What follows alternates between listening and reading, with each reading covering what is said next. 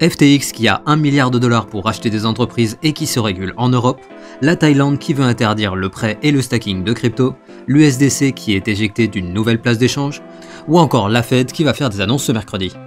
Bienvenue dans ce Daily Crypto où je vais vous résumer ces dernières actualités du monde crypto. Et comme d'habitude, si vous appréciez ce format, pensez au like et aux commentaires pour le référencement de la vidéo, et à l'abonnement ainsi que l'activation de la cloche pour être au courant des dernières actualités du monde crypto et blockchain. Et finalement, je vous invite à venir me suivre sur mon Twitter, et je vous rappelle que vous pouvez retrouver mon contenu en version ultra condensée sur mon TikTok et mon Instagram. Mais avant de parler des actualités du jour, commençons avec l'état du marché en ce lundi, avec un marché qui est majoritairement dans le rouge alors que Bitcoin a chuté jusqu'aux 18 200 $. Et pendant ce temps, on a quand même quelques projets qui surperforment le marché, avec par exemple le LUNC qui fait un plus 7% et le HNT qui nous fait carrément un plus 11%. Mais passons sans plus attendre aux actualités de ce lundi 19 septembre 2022.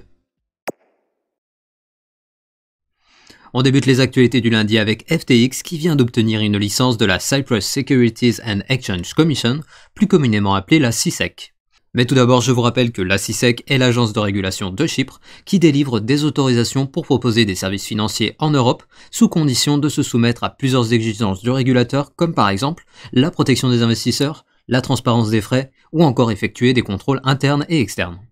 Et donc en mars dernier, on a FTX qui avait obtenu une première approbation du régulateur, et aujourd'hui, ils ont obtenu la licence qui leur permettra ainsi de proposer leurs services à l'ensemble des 27 États membres de l'Union Européenne, ainsi qu'en Islande, au Liechtenstein ou encore en Norvège, alors que dans le même temps, Binance n'a lui toujours pas obtenu cette fameuse licence. A savoir que FTX est une plateforme très jeune étant donné qu'elle a été lancée en 2019 et avec à sa tête le jeune Sam Bankman-Fried, elle est parvenue à afficher une croissance presque insolente en se plaçant parmi les plus grandes places d'échange crypto avec des volumes sur les dernières 24 heures de 2 milliards de dollars, ce qui les place devant Coinbase avec 1,6 milliard de dollars, mais il reste quand même loin de Binance qui reste le leader incontesté du marché avec 21,4 milliards de volumes traités en 24 heures.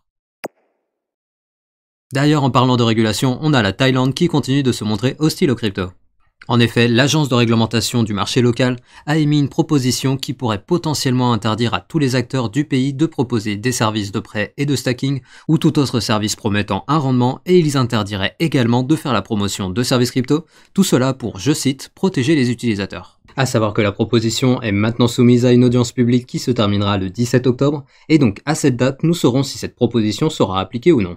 Et bien qu'il ne s'agisse que d'une proposition, elle démontre bien l'envie de la Thaïlande de vouloir imposer une réglementation très restrictive sur les cryptos, avec par exemple en ce début d'année une interdiction des paiements crypto pour l'achat de biens et de services, et ils ambitionnent également de donner plus de pouvoir à la banque centrale du pays dans le but d'accroître la surveillance sur les professionnels du secteur. Bref, la Thaïlande est loin d'être pro-crypto, et si cette proposition venait finalement à être adoptée, elle signerait la fin des places d'échange locales car les utilisateurs se tourneront vers la DeFi ou les exchanges à l'étranger pour faire fructifier leurs investissements.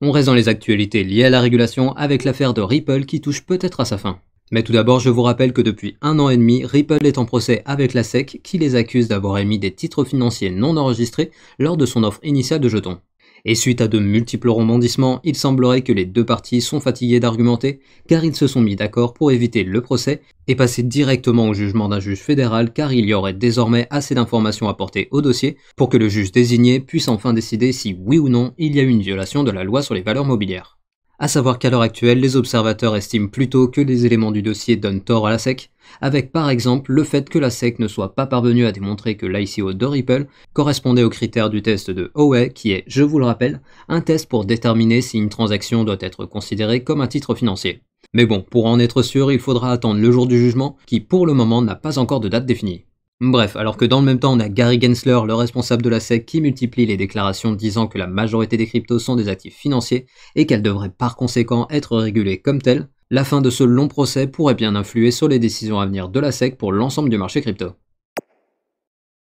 Revenons sur FTX qui, en plus d'avoir assuré sa présence sur le continent européen, démontre encore une fois son ambition de vouloir racheter des entreprises du secteur crypto en difficulté. En effet, il y a plusieurs semaines, Sam Bankman-Fried, le PDG de la plateforme FTX, avait déclaré qu'il ne sera pas bénéfique pour l'ensemble du secteur crypto si nous avions des faillites en cascade, et donc par conséquent, il était nécessaire de stopper la contagion, sous-entendu en rachetant des sociétés en difficulté mais qui peuvent tout de même se montrer rentables à l'avenir. Et depuis quelques semaines, on a de nombreuses rumeurs de rachat de sociétés par FTX qui ont finalement été démenties, Mais aujourd'hui, on a Sam Bankman-Fried qui a déclaré durant une interview que la société détiendrait à l'heure actuelle environ 1 milliard de dollars qui pourrait servir pour le rachat d'entreprises crypto en difficulté pour ralentir la contagion selon ses dires. Donc après les sociétés crypto Liquid et LedgerX, il semble qu'ils vont continuer leur politique d'expansion en rachetant d'autres entreprises. Et comme le dit si bien le dicton un petit peu cynique de Winston Churchill, il ne faut jamais gâcher une bonne crise. En parlant de place d'échange, on a la plateforme WazirX qui va délister l'USDC ainsi que 2 autres stablecoins. A savoir que WazirX est une des principales places d'échange crypto en Inde, et suite à la décision de Binance de convertir les USDC ainsi que d'autres stablecoins en BUSD pour améliorer la liquidité de leurs stablecoins, on a la plateforme indienne qui a pris la même décision en stoppant les dépôts dès maintenant et en retirant les paires de trading liées à l'USDC, l'USDP et le TUSD à partir du 26 septembre prochain, et ces stablecoins seront automatiquement convertis en BUSD comme l'avait fait Binance. Mais je précise que l'USDC est loin d'être dominant sur WazirX, étant donné que la seule paire de trading avec l'USDC est l'USDT, avec des volumes journaliers d'environ 3400 $, donc il ne s'agit pas d'un coup dur pour Circle, mais l'origine de cette décision reste à déterminer, étant donné qu'elle a été prise juste après Binance, et il y a donc très probablement un accord avec le leader des exchanges crypto qui a été signé, ce qui montre potentiellement que Binance serait peut-être sur le point de commencer une attaque en règle de l'USDC de Circle sur différentes plateformes pour lui prendre des parts de marché. Mais attention, je précise qu'ici il ne s'agit que de spéculation, et bien sûr comptez sur moi pour vous tenir au courant quand on aura plus d'informations sur cette actualité.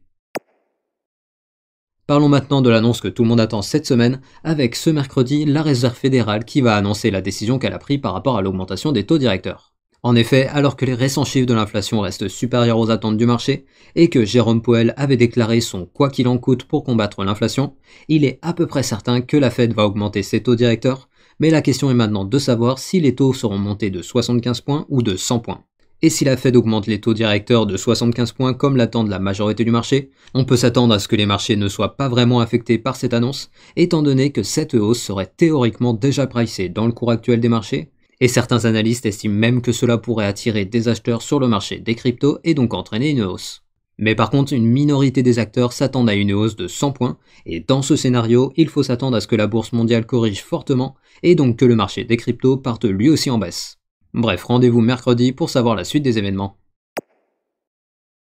Et on finit les actualités du lundi avec le flash du jour. Tout d'abord, d'après un rapport de la société Nansen, le réseau Solana serait en grande forme, étant donné que le nombre de transactions journalières dépasse aujourd'hui celle du réseau Ethereum. Ensuite, chez Yuga Labs, afin de développer leur approche sur les jeux vidéo et le Web3, ils ont embauché leur premier responsable de la division gaming qui s'appelle Spencer Tucker, qui était le responsable de la division gaming d'une société de jeux mobiles.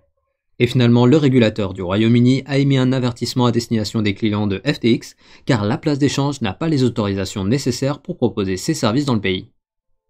Ainsi se termine le Daily Crypto du lundi. Je vous invite à venir me suivre sur mon Twitter que vous trouverez dans la description, et je vous rappelle que vous pouvez également retrouver mon contenu en version ultra condensée sur mon TikTok et mon Instagram que vous retrouverez également dans la description. Et comme d'habitude, pensez au like pour le référencement de la vidéo, et à l'abonnement ainsi que l'activation de la cloche pour être notifié dès que je sors une nouvelle vidéo. Et je vous dis à demain pour un nouveau Daily Crypto.